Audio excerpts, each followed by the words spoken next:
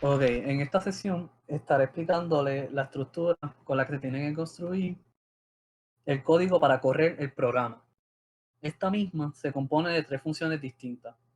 La primera, llamada Canvas, tiene tres parámetros distintos. Dimensions, que se refiere al tamaño de la ventana en la que se va a estar dibujando la estructura de datos. BG refiriéndose al background color de esa misma ventana. Y Position, que es la posición en donde va a estar empezando a dibujar la estructura de datos. La segunda función, Structures, tiene dos parámetros. En la primera, llamada Struct, va a estar especificando cuál es el tipo de estructura de datos que quieres dibujar en la ventana, ya sea double linked list, array, cube o stacks. El segundo parámetro, llamado data, va a poner dos datos distintos. El primero va a ser el tipo de los datos que va a estar poniendo en la estructura de datos y el segundo va a ser un array con los elementos que quieres que tengas tu estructura de datos. En este caso, se especificó y tenemos un array de integers aquí. La tercera función, llamada draw, como especifica su nombre, es la que se encarga de dibujar la estructura de datos en la ventana. En la primera tenemos pensize, que se refiere al grosor de la línea que se va a estar dibujando la estructura de datos. La segunda, que es pen color, se refiere al color de la línea del dibujo. Y la tercera, que es animation, lo que especifica es si quieres que salga la animación de la estructura de datos dibujándose o si quieres que simplemente a la que se abra la ventana te salga el dibujo directamente. Una cuarta opción, que es donde implementamos la funcionalidad de nuestro proyecto, es que puedes añadir func structures. Y esto cómo funciona es que toma los datos de structures y los pone en la función de draw para que así las dibuje en la ventana. Pero puedes dejarlo como estaba y aún así va a seguir corriendo. Puedes hacerlo puedes tomar las dos opciones. Algo muy importante es que sigas exactamente la estructura como la tenemos así aquí. Es decir, cuando vayas a poner pensize, es importante que ponga el tamaño o sea, el grosor de la línea y junto le ponga un PX, ya que si no lo pone, el código no va a correr. Cuando vaya corriendo con el parser, va a tener un error. Entonces, otra cosa es que sigan los colores que tenemos en la lista en los tokens, ya que si pones un color que no está en la lista, tampoco va a correr. Y todo aplica igual para todo el resto de los datos. De list tienes que poner el nombre exactamente como está. Si vamos a escribir el array exactamente como lo tenemos en el Lexer, porque al igual que lo demás, no va a correr. Nada, aquí concluimos con la estructura de nuestro código. Ok, ahora estaré explicándole la implementación del Lexer que se hizo para el proyecto. Como puede ver por la primera línea, estamos utilizando la librería apply y de ahí estamos importando Lex para poder utilizar las instrucciones del Lexer. Entonces aquí tenemos el load data, que lo que hace es que toma el documento .davis y checa que la gramática esté bien con el Lexer. Aquí tenemos los tokens que se están utilizando, los reserve first, que son las palabras claves que tenemos en nuestro código, como que tenemos los booleans, true, false, el def, el canvas, etc. Aquí tenemos los colores, que son pues, las opciones de colores que tenemos para la implementación del background color del canvas y para el color de la línea del dibujo de la estructura de datos. Como puede ver, las opciones son black, blue, yellow, red, green y white.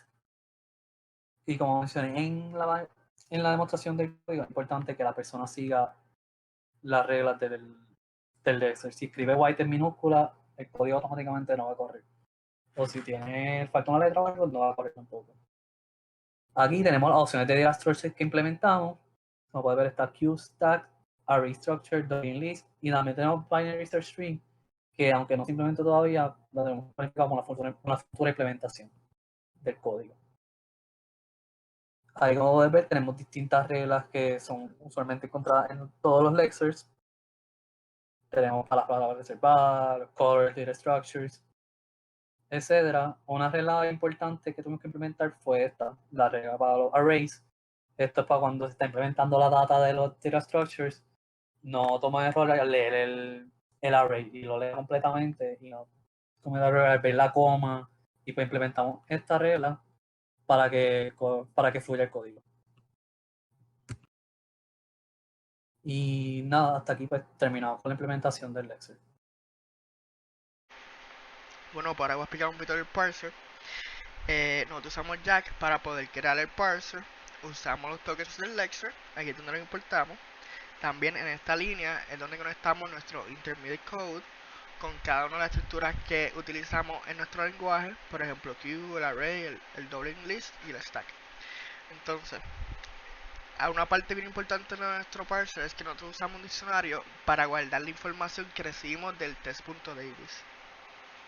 Aquí, en esta primera definición, podemos ver cómo nosotros vamos añadiendo los datos que están dentro de cada definición a ese diccionario. Por ejemplo, como pueden ver aquí, la dimension, background color y el position. Entonces, estas son otras definiciones que tienen que ver con el parser para cada token, por ejemplo, los booleanos, el canvas. Entonces, para que vean más cómo es que nosotros cogemos los datos del punto Davis, pues en esta división de canvas podemos ver cómo él coge cada uno de los argumentos y los va a añadir al diccionario. Por ejemplo, en canvas va a coger el 1500 y el 400 y el white y el 20 y el 200, y eso lo va a añadir a un diccionario que nosotros pues vamos a utilizar para poder enviar esa información al intermediate, y el intermediate se encarga en dibujar esa estructura de datos con esos argumentos que le dimos.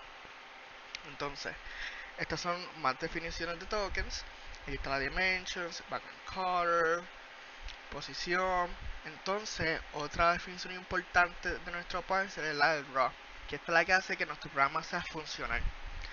Aquí, como habíamos dicho antes en el código de Davis, tú puedes escribir en el draw, tienes la opción de escribir function structures, y así los datos que están en la definición de structures se van a pasar a la definición de draw solitos, o lo puedes hacer cada uno individual.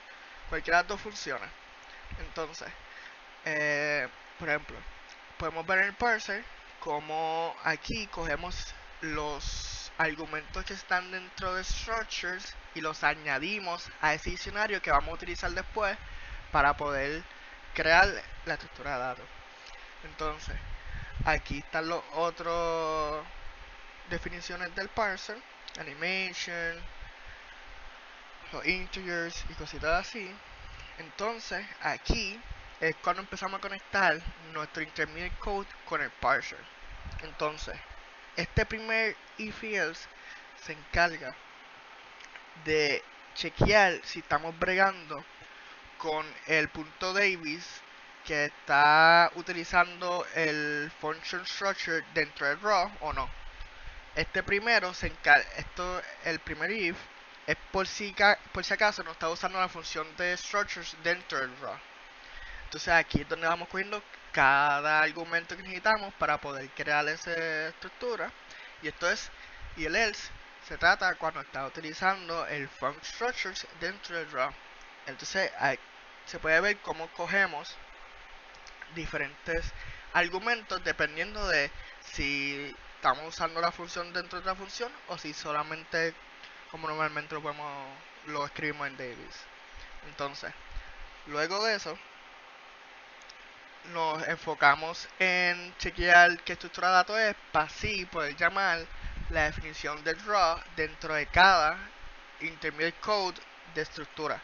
Por ejemplo, si tú decidiste como usuario elegir el queue, pues él va a coger los valores que nosotros sacamos al principio y se los va a enviar a queue, a la función del draw, para que él los pueda dibujar. Lo mismo con cada uno de los que ya con cada una de las estructuras que ya creamos. Entonces, si de casualidad pone una estructura de datos en la cual nosotros todavía no hemos implementado, pues te va a decir que todavía no hemos implementado y que nos escribas para ver si lo podemos hacer. Y ya, eso sería todo en el parser. Ahora vamos a explicar nuestro código intermedio, específicamente el código de list y queue. Ok, para nosotros crear el dibujo en la pantalla del usuario, nosotros usamos una función de Python llamada Turtle. Turtle se trata sobre un tablero de dibujo que nos permite ordenar a nuestra tortuga dibujar sobre ese tablero. Entonces, por ejemplo, esta estructura de Drawing List va a tener cada función que va a tener un Drawing List para funcionar y para poder utilizarla como estructura. Por ejemplo, dentro de ella está la clase de nodo, que así es como añadimos información a la estructura de Drawing List. Entonces, podemos ver que al crear el Drawing List, nosotros recibimos las variables necesarias para poder crear el Drawing List y también para poder usar la función de draw dentro de Drawing List y así dibujar la estructura de Drawing List. Entonces, como dije anteriormente, el Drawing List tiene cada función que habría que tener esa estructura para poder funcionar y para poder utilizarla. Por ejemplo, tiene la definición de add que añade nueva información a la estructura y otras funciones como get size, is empty, get position, cosas necesarias para que esta estructura de datos funcione. Entonces, lo más importante de esta estructura es la función de draw. Draw, aquí es donde le decimos a Turtle que dibuje nuestra estructura. Por ejemplo, aquí vemos cómo utilizamos la información que nos llegó de este parser para poder empezar a setup nuestra tortuga. Por ejemplo, aquí está el background color, la dimensión que tiene el canvas, la posición, el color del pen y cosas así. Entonces, luego, aquí empezamos a dibujar nuestra estructura. Por ejemplo, aquí en estas 12 líneas de código, aquí empezamos a dibujar nuestro header node. Porque nuestro Drawing List tiene un dummy header para poder dejarse llevar de los próximos nodos. Entonces, por ejemplo, aquí él empieza a dibujar la palabra pref, empieza a dibujar la palabra next y coincidente para cada parte que necesita ese header node dibujado en la pantalla.